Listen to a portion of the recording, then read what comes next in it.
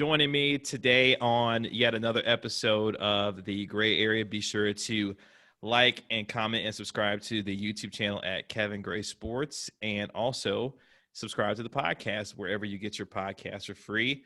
I'm joined by a young man who previously covered the Dallas Cowboys for the Dallas Morning News, but now does so for The Athletic. He is a must follow if you are a Cowboys fan.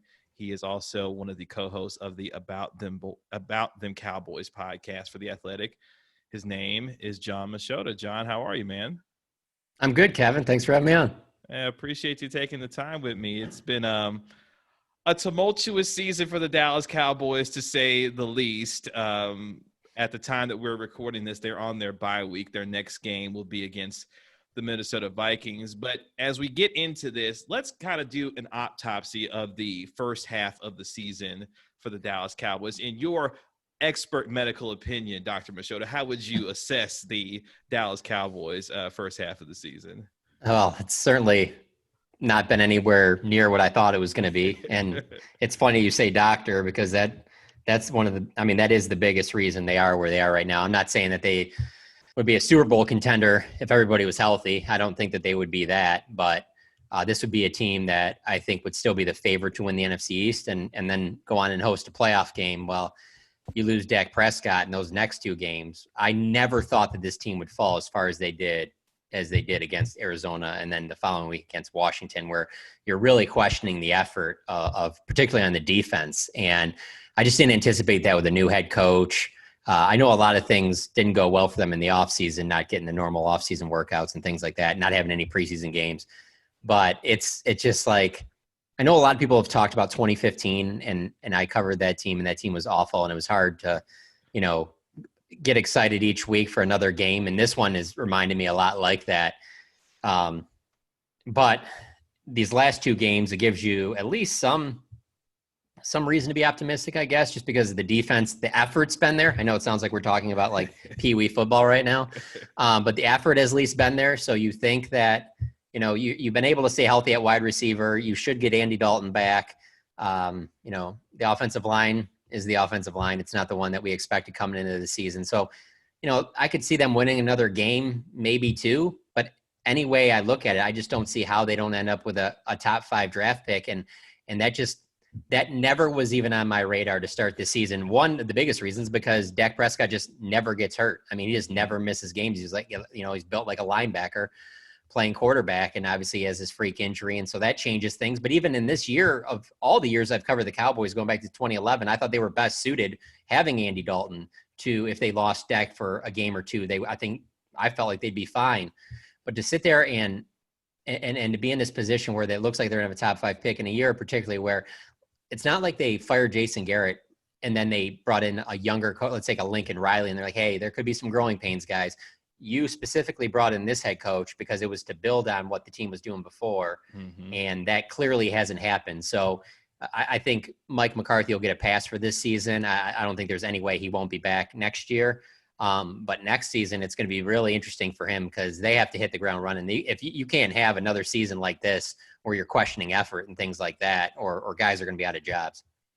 Does it seem like over the last couple of games where against Philadelphia they forced four turnovers, they played even more inspired, I would say, against the Pittsburgh Steelers, the lone undefeated team in the NFL? Did you see something defensively that may start to be clicking for this team, given that they are playing at least competent football on the defensive side these last couple of games? Sure. And I think DeMarcus Lawrence has been playing some of his best ball. You get Leighton Vander Esch back. I think that's helped at linebacker a little bit.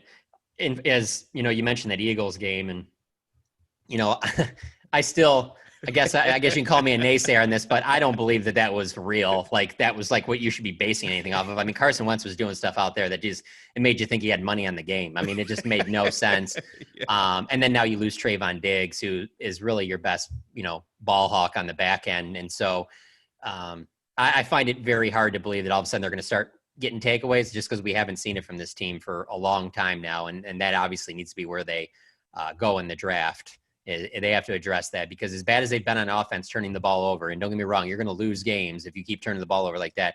Can you have a game or two? Well, they've had one. So can we have 2 or 3 where the defense gets some takeaways too, and that's always been the next step. That's what got everybody excited in the offseason. It was like, oh, we're going to have this new defense in here. It's going to be more multiple, it's not going to be like opposing offensive coordinators aren't going to be able to dissect it pre-snap and just automatically have the perfect play. There's going to be some reasons to be optimistic there. And then you saw this defense early in the year and you're just like, whoa, I never thought I'd be saying, you'd want Rod Marinelli and Chris Richard back. Like I thought that was, I thought they kind of reached their peak there, but it seems like there's more buy-in right now. So we'll see how that goes for the rest of the season. Cause like I said, I think they win 1, maybe 2 games more max. And so there's going to be some games in December where there's absolutely nothing to play for. And let's see if it stays on course then. But I look at this defense and it's like almost where all my attention in the draft goes to is fixing this defense. They just need better players. They need more playmakers on defense. Yeah, and much like you, I think Carson Wentz is broken in some ways because the way that he played against the Cowboys a couple weeks ago, these aren't things a guy with his experience should be doing. I mean, the Cowboys took advantage, but at the same time has major questions about what's wrong with Carson Wentz. So I guess we'll start to figure that out as the rest of the NFC East plays itself out. And on the defensive side, okay, so a lot has been made about the inability for this team to get takeaways, the missed assignments, the mental mistakes that have been made. And one particular player who seems to get the brunt of that is number 54 in Jaylon Smith. Do we bang on him too much, John, or is there a reason for him to get the kind of criticism that he does with his play, even since the contract that he's gotten from the last couple of years ago?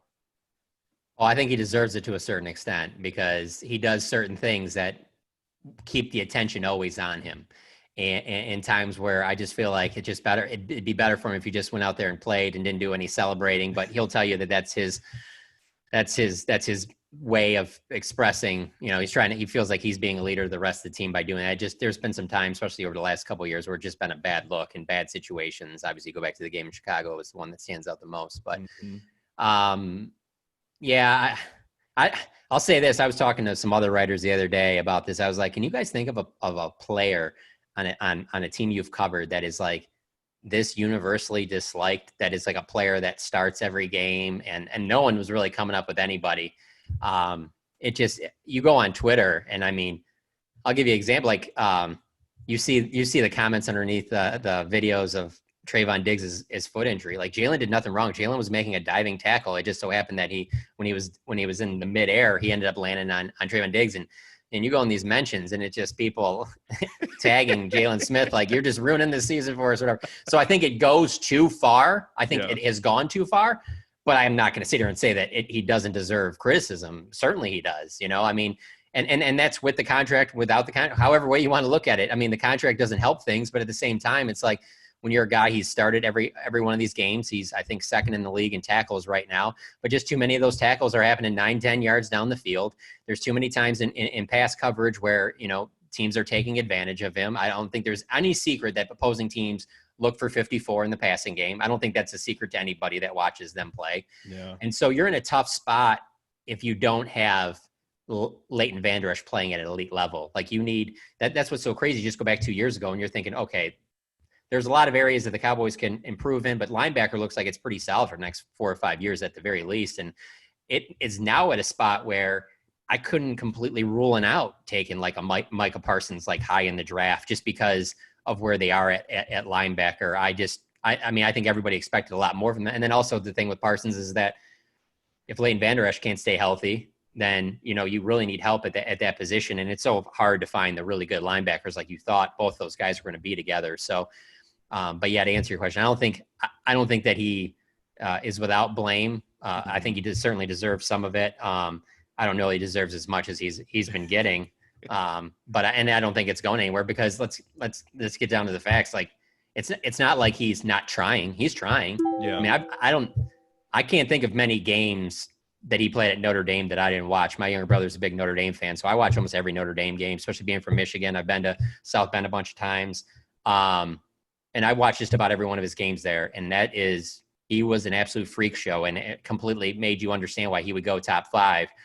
But it's obvious that, yeah, did he come back to a certain extent from that injury he suffered in his last college game? Absolutely. But is he all the way back to that? There's just the difference between obviously to play in the NFL, you have to be just the rarest of rare athletes. Yeah. But to be on that like level that he was playing at Notre Dame, you're the rarest of those rare athletes. Like you just have that little bit that just takes you to another level where you can even be in the wrong spot on a play, but because you have that extra gear, that extra freak athleticism, you can kind of make up for stuff. And he's not doing that. I mean, it's hard for him just to get off blocks, much less make the real freak type plays that he was making then. And so, I think if you look at the contract, it wasn't a good one, but they're kind of stuck with it now.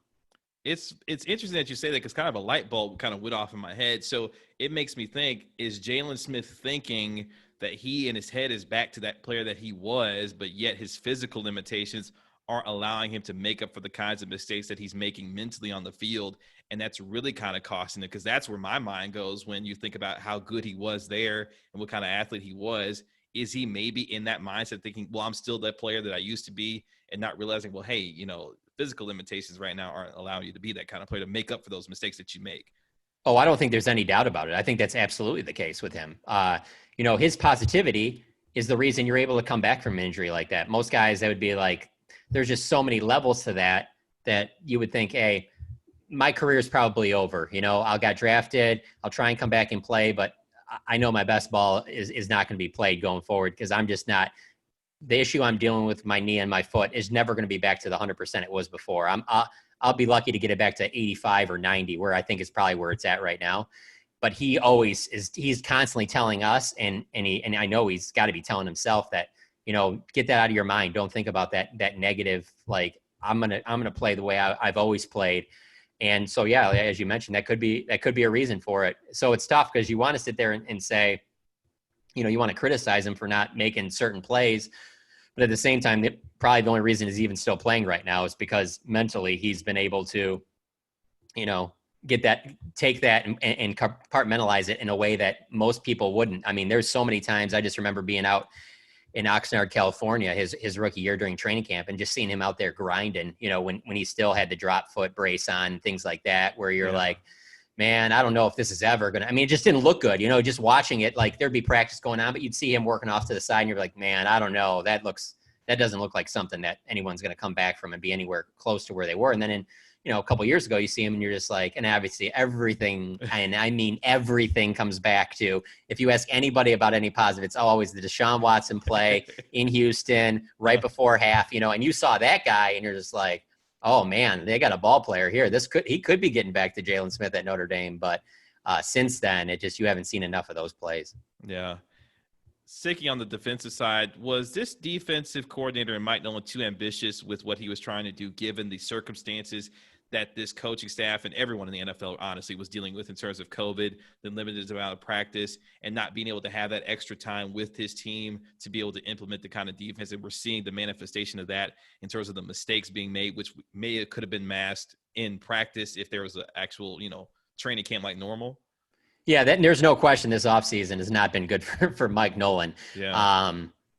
But I go back to the draft, and even a little bit before the draft, the thing that really stands out to me about all of this is that how much it was being preached to us from Mike McCarthy about how this was going to be, basically player over system. We'll fit the system to our players. And, that was music to the ears of Cowboys fans that were so tired of, especially on defense, drafting players like Taco over TJ Watt, because it fit their system. Mm-hmm. And so you sat there and you've seen them the way they drafted. And that, to me, I keep saying that's the only good thing that's happened for the Cowboys this year is that draft. Everything after that has pretty much been downhill. But you have the draft they drafted like a team that they were doing.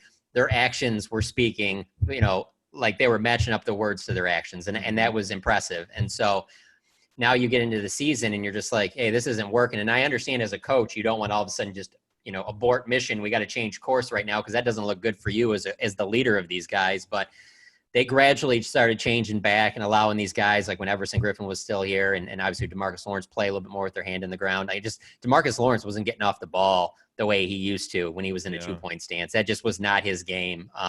And so now he gets to be back in the 3, and you just see him more and more looking like the DeMarcus Lawrence we've seen in previous seasons. And so, this offseason, that hurt Mike Nolan big time. Especially not having any preseason games to even try some things out at. You could have had some moments in preseason games where like, whoa, this is way off. We got to do this. We got to do that. sticking with Don Terry Poe as long as he did. I think that was a huge mistake. Yeah. You know, I understand he was in a tough spot because Tristan Hill got hurt, and you don't really know if you want to just throw Neville Gallimore to the Wolves because this isn't a system like he was playing at Oklahoma. I mean, that's, you know, there's some transition that needs to happen there. It's not like they're just like loaded at defensive tackle. I mean, it's one of the weakest positions on the team, and so that hurt them big time when you couldn't even stop basic run plays from just average running backs. That was not good, and I think that just seemed like when Dak went down, the defense was just like, we're not going to make any stops. Like, we're not going to be winning any games. This thing's over with. And that's why you saw Arizona and Washington play out the way they did. But I don't know. Maybe it's him. Maybe it's the guys are buying in more. I don't know. But I went from thinking that there was no doubt that Mike Nolan was gone after the season to now I'm kind of, if it keeps going in this direction, I could see them, you know, sticking with him. Mm-hmm. But if it gets back and we start seeing some more of those games like Arizona and Washington, I don't know. I think Mike McCarthy's hand might be forced. He might have to go in another direction. Before we go to the offensive side of the ball, one question I have for you as far as the overall philosophy of how this team goes about building its secondary. This is a team that has really refused to invest the kind of capital into its secondary for really the better part of 20 years. Why in today's modern NFL do you think the Cowboys refuse to invest the kinds of resources needed that we've seen other teams like the Steelers or the Patriots, even the Seahawks, you know, when they had their Legion of Boom defense? Why does this team refuse to invest in that part of the team based on what you know about this team and how you covered them? Well, I'm going to give them a little bit of a pass at corner just because, you know, they did draft Byron Jones, even though at the beginning he was technically a safety, but they drafted Byron Jones. Cheeto was a second-round pick. Jordan Lewis was a third-round pick. Then this year they take Diggs in the second round, and I mean, he is a talent that could have been a first-round pick. So at least you see the investments there. And then before then, obviously in 2012, they trade up for Morris Claiborne, but that's a ways back. But that, while you can criticize that, and I won't really argue too much on it, that doesn't bother me nearly as much as safety, because that I mean, you can literally look at the statistics of not only the draft, but in the free agency dollars. And there is like, it's like, it's slightly above the investments they're putting in at like long snapper and punter. It's like, well, we have to have safeties. We have to have safeties on the field. So let's get two bodies because we have to have them. But like, you know, the one for me, I mean, I'm almost all my life, I've been a diehard Florida State fan. And tough times right now, but when Derwin James was there, Derwin James was a beast. And I know he's been battling injuries and things like that. But from everything, all the impressions I got, that even if he would have fallen to where they took Leighton Vander Esch, they were not taking Derwin James. And when I know that, I'm like, oh, well, then no one is going to be on that level. Like, especially to be getting them that, like, middle of the draft, you're going to get a Derwin James. If they're not interested in that, don't even talk to me about top 10 pick on safety, like, or even more so, a significant investment in free agency. I mean, you look at just like the Clinton Dix, how big of a swing and miss that was, to where you know, when you're sitting there and you're thinking like, wow, this team is so much better off if they just would have kept Jeff Heath. I mean, it's crazy. And that's the one position, like, I don't know if it's going to change significantly, you know, because obviously Will McClay has to be on board with this because he's been there while this has all been going on. And so for me, it's always been safety and defensive tackle are the two spots where I'm just kind of like, I don't understand why they don't invest more there. And it's kind of interesting too, because neither of those positions look particularly rich in this year's draft either. So it's not like they're going to be investing heavily either there. But, you know, you look at what Mike McCarthy did in Green Bay, he did invest in those positions. So with what the Cowboys do in their front office, in allowing their coaching staff to have a significant say in personnel, you know, that front office is getting dinged by how little they got out of free agency. Don't think that they just went out there and were like, we're going to get our best players, not, you know, talk to the coaching staff. The coaching staff wanted Gerald McCoy. They wanted Don Terry Poe. They wanted Clinton Dix, you know, and those, obviously those were not good moves, you know. Fortunately, they didn't spend a lot on them, but still, Mike McCarthy is going to have a say in this next draft. And so that's why I think that maybe you'll see a little bit of a change there, you know, and really where it looks like they'll be drafting it, I don't see them getting one of the top two picks. And so if you don't have one of those two, I know there's a lot of talk about teams wanting to trade up. Good luck with that. Unless the team can get Justin Fields or Trevor Lawrence, teams aren't trading up for Trey Lance. Just watch. It didn't happen last year. I mean, I can take back last year's draft it's apples to apples. The third pick in the draft was the Lions. They wanted to get out of there so bad because they wanted someone to come up and get Tua. They wanted someone to come up and get Herbert. And Tua and Herbert are definitely better prospects than any of the second-tier quarterbacks after you get rid of, the top two in this year's draft. So and then the Giants picked fourth. They obviously didn't need a quarterback, and it's not like Miami and the Chargers wanted to trade up above them. So they're going to kind of be stuck, I think, at 3 or 4, and they're going to have to take the best player available. And there's a good chance that it could be a corner like Patrick Surtain out of Alabama. And if they did that, I think that signals a significant change on defense. Because if you could put Surtain on one side and Trayvon Diggs on the other, now you got some ball hawks, some guys that can make plays on either of those corner spots. You could go a long way in fixing that position. Now, then it gets to the second part. What do you do at safety? Because Xavier Woods is in the final year of his contract. I mean, what is Darian Thompson? I don't think that they're, he's not anything more than a backup player. And then you have Donovan Wilson. I mean, they need help at safety big time too. So I don't know that they'll be drafted in the top 2 or 3 rounds, but they have to make a pick at safety, and they probably have to sign one in free agency. Patrick Surtain and Trayvon Diggs, of course, both went to Alabama together. How old are we where Patrick Surtain second is about to be in the NFL when you start thinking about his father, of course, was a longtime corner in the NFL too. So we're getting old, John. Absolutely. I mean, Todd Archer that covers the team for ESPN. He covered Patrick's dad when he covered the Dolphins. So we're all getting pretty old here. Yeah, for sure. Yeah. Speaking of the draft, as we go to the offensive side of the football, let's say, for conversation's sake, Justin Fields is sitting there at 3 or 4 when the Dallas Cowboys potentially will be picking there. And Dak Prescott, of course, is still maybe not having a long-term deal done, or he's been franchised.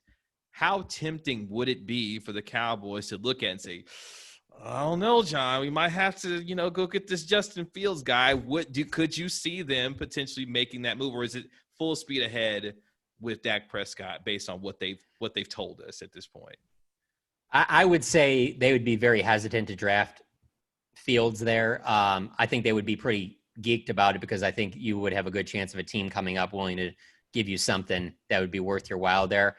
With all that being said, though, they won't feed into that because it doesn't do them any good to speak about that publicly. but don't think for a second that they're not going to do their due diligence. Like, they're going to look into all of that. I mean, the position's just too important, and obviously by the time April rolls around, they're going to have a really good feel on where Dak's at with his ankle. And, Stephen Jones said last week that everything's on track. He's actually seems to be almost ahead of schedule. He hasn't had any of the infection or any of the type of, setbacks that you saw with like an Alex Smith. So that's obviously huge. Anytime you have a injury where the bone comes out of the skin, that's always a huge worry that, you could have some serious issues there, not only for football, but just your life in general. So It seems like he was able to dodge that.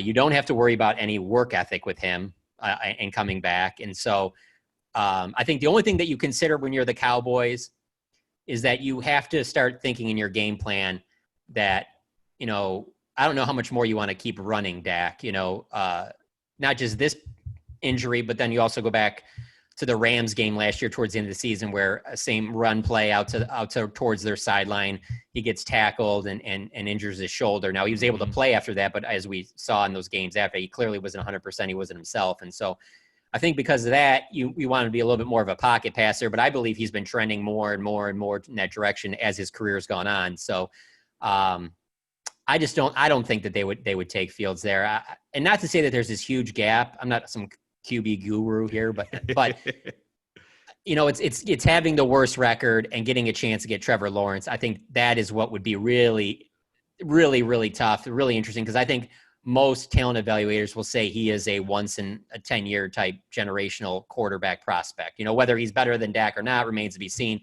but he's the type of guy that has the ceiling that you think he could be potentially one of the greats that have played the game, And so I think that would make it a little bit tougher. But if they're sitting there at 3 and Justin Fields is still available, they're going to know plenty about him. But I think what ends up happening in that situation is they end up trading out of there with somebody. This offensive line, or this offensive coach in Joe Philbin, the offensive line coach, and the offense in general's refusal to refuse to move Terrence Steele away from the right tackle position has done what to you, John? It's funny.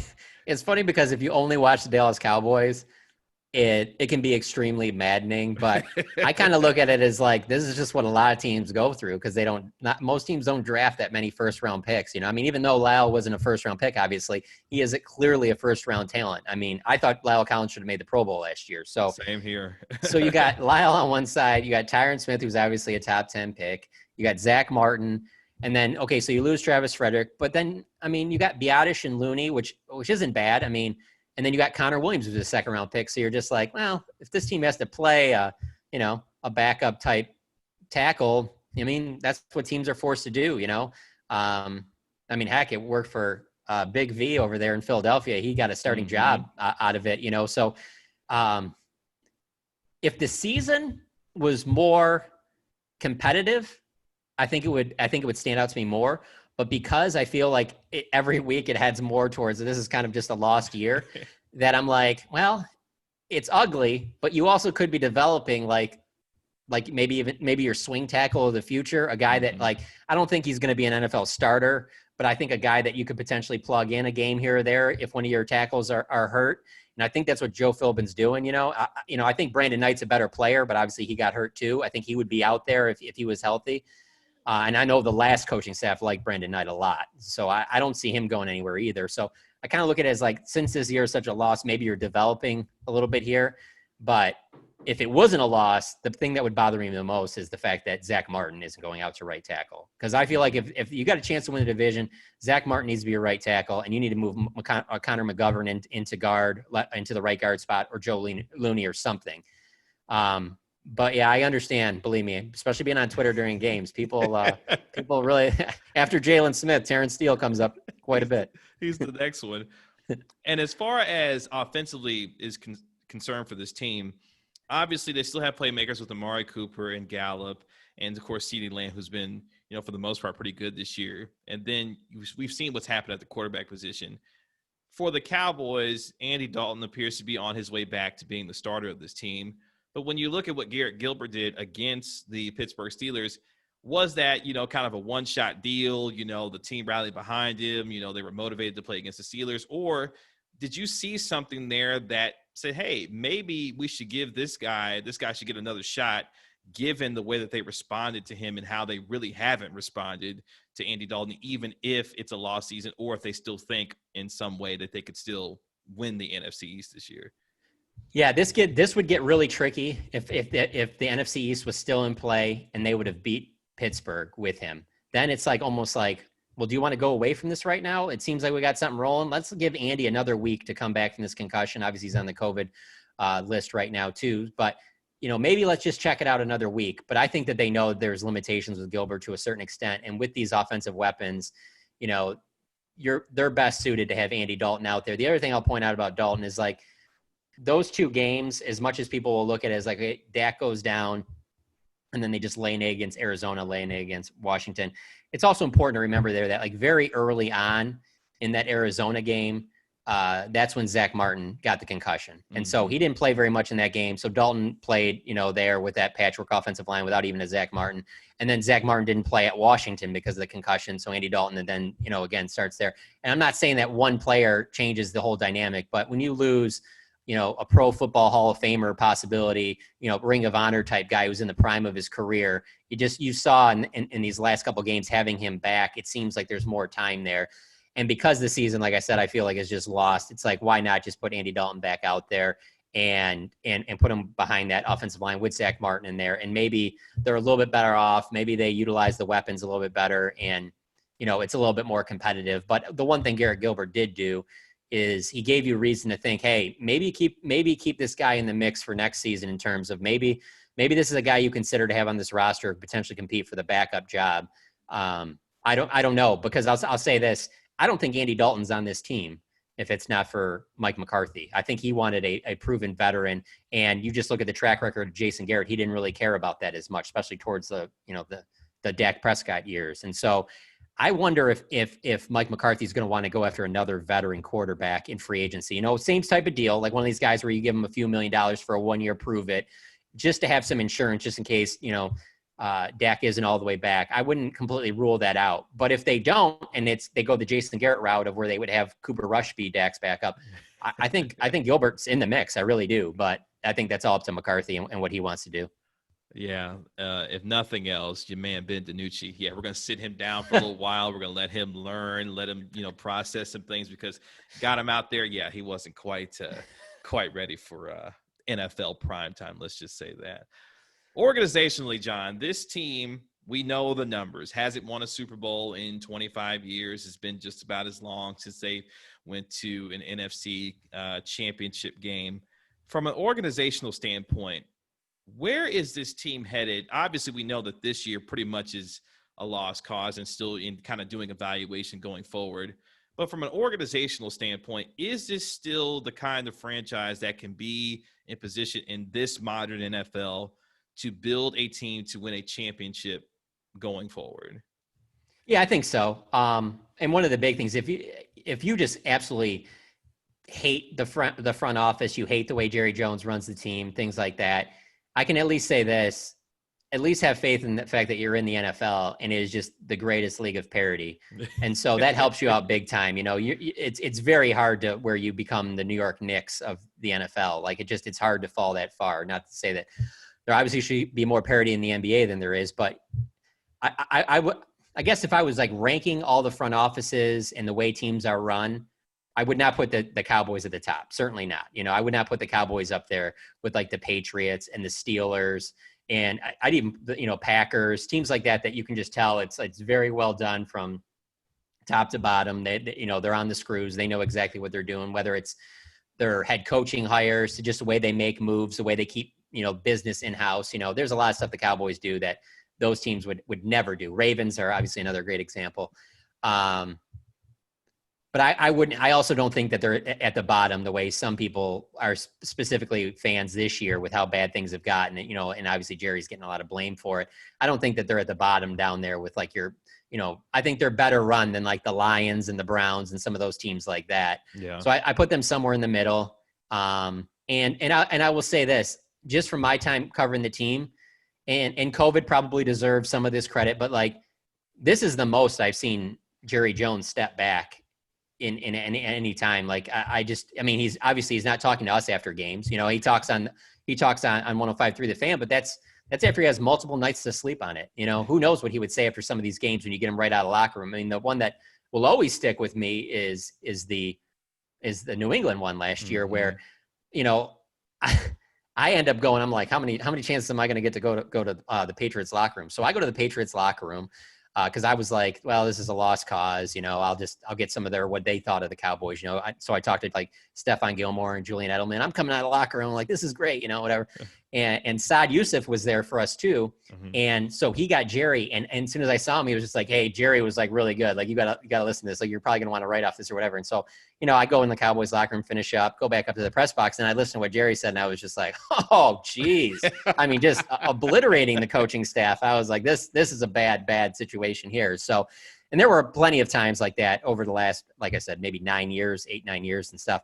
But this year just hasn't been like that. Like I don't feel like Jerry's doing a lot of, Jerry could have easily been like, this past week, he could have said stuff like, well, if we have a top 2 pick, we'll have to consider, all options are on board. Now he didn't. He was like, you're crazy to think that Dak's not our franchise quarterback. Like he just hasn't done much to really like stir the pot that I feel like has made things more difficult for Mike McCarthy, like you would think is a possibility, knowing Jerry Jones's track record.